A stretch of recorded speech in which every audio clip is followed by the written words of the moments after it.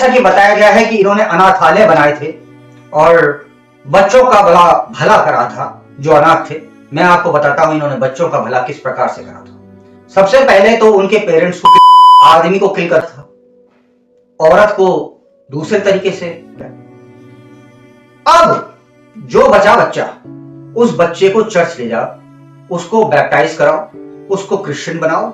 वहां उसे एक नया व्यक्ति मिलता जो उसका पालन पोषण बतौर ईसाई करता और उस बच्चे का वो फादर कहलाता। गोवा का कुछ हिस्सा जो है वहां पर बच्चों के लिए उन्होंने अनाथालय बनाए, बच्चों को अनाथालय में भर्ती कराया। सामाजिक कुरीतियां थी, जो सामाजिक प्रथाएं थी, बुरी गलत प्रथाएं थी, सती प्रथा जैसे कि उनको समाप्त करा तथा शिक्षा का कार्य करा।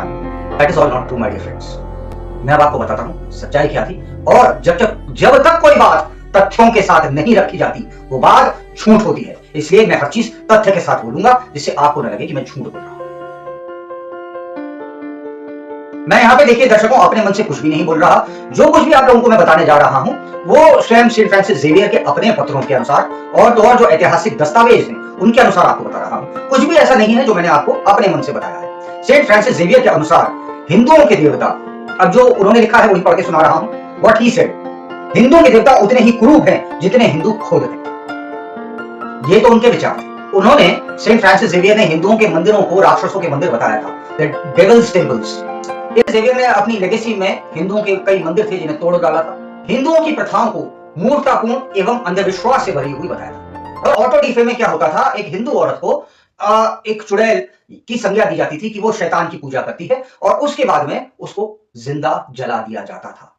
ये वो लोग कर रहे थे जो ये कहते थे कि सती प्रथा गलत थी और ये सब कुछ सार्वजनिक तौर पर होता था। ऑटो डी फे में एक और सजा थी, अगर इनको लगता था कोई हिंदू महिला कन्वर्ट नहीं हो रही है और वो नहीं जा रही टुवर्ड्स देयर रिलीजियस बिलीफ्स, तो ये क्या करते थे, उसको नग्न करा जाता था। एक हल्का सा पारदर्शी सा पीला कपड़ा पहना करके उसको भले बाजार उसके ही जानकारों के बीच में घुमाया जाता था। फ्रांसिस जेवियर ने हिंदुओं के त्योहार को संपूर्णतः प्रतिबंधित कर दिया था।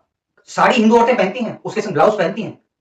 Blouse was banned, blouse was banned in Goa. You can not wear blouse. अगर किसी भी व्यक्ति के घर से तुलसी का पौधा मिलता तो उसको कठोर सजा मिलती।